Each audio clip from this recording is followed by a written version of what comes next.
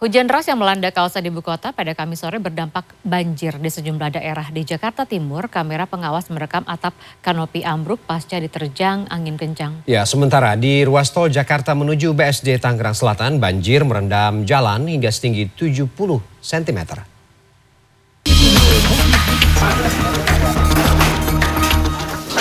Kamera pengawas merekam atap kanopi bangunan ambruk akibat diterjang hujan deras dan angin kencang di Jalan Kemuning Mede, Rawabunga, Jatinegara, Jakarta Timur, Kamis sore. Atap berukuran 7 x 3 meter ini roboh dan menutupi jalan. Menurut warga, sebelum atap ambruk sempat terdengar suara sambaran petir. Angin kencang pun memutus kabel listrik hingga memunculkan percikan api. Hingga Kamis sore atap masih belum dipindahkan dari lokasi.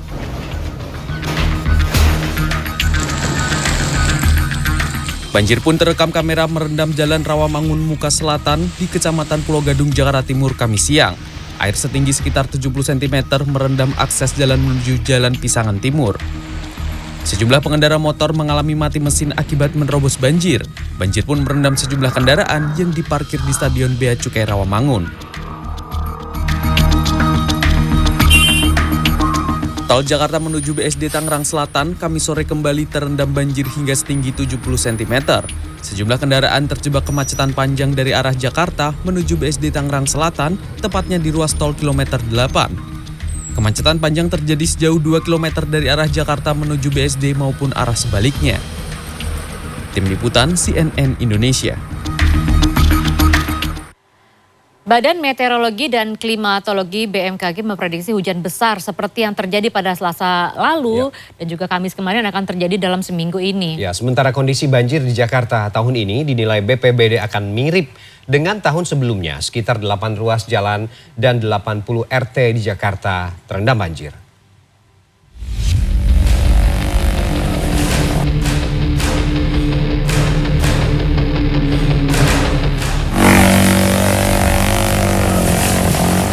Berdasarkan perakiraan Badan Meteorologi dan Klimatologi BMKG, hujan besar yang terjadi pada Selasa 4 Oktober akan terjadi setidaknya dalam seminggu ini. Padahal hujan pada hari itu telah menyebabkan banjir di sejumlah wilayah di Jakarta. Kepala Pelaksana BPBD Badan Penanggulangan Bencana Daerah Isnawa Arji mengatakan kondisi banjir di Jakarta tahun ini tidak ada perubahan yang signifikan dibanding tahun sebelumnya. Sekitar 8 ruas jalan dan 80 RT di Jakarta terendam banjir, seperti di wilayah Kemang, Pesanggerahan, Kembangan, dan Cipinang. Sebagai langkah penanganan banjir, BPBD bekerja sama dengan berbagai pihak, seperti Dinas SDA, Dinas Kesehatan, Dinas Sosial, Dishub, hingga pemerintah kota, camat, dan lurah.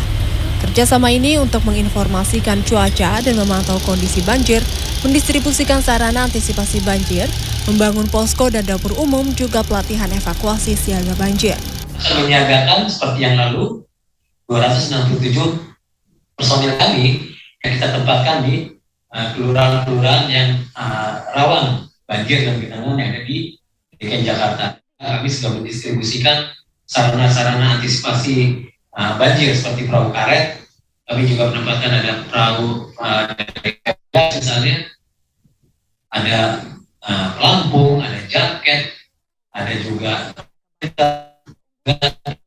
untuk membantu penanganan evakuasi warga.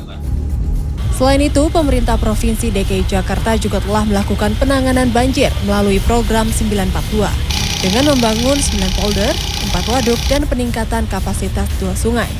Gubernur DKI Jakarta Anies Baswedan mengatakan pembangunan ini bertujuan untuk mengendalikan dan mengelola air berlimpah saat hujan ekstrim. Bila terjadi hujan-hujan yang cukup ekstrim di kawasan hulu, maka lahan-lahan seperti ini bisa menampung air agar volume air yang masuk ke dalam kota itu terkendali. Terkendali itu artinya kita berharap tidak menimbulkan banjir. Daripada airnya parkir di pemukiman, lebih baik disiapkan tempat parkir sebelum masuk kawasan pemukiman.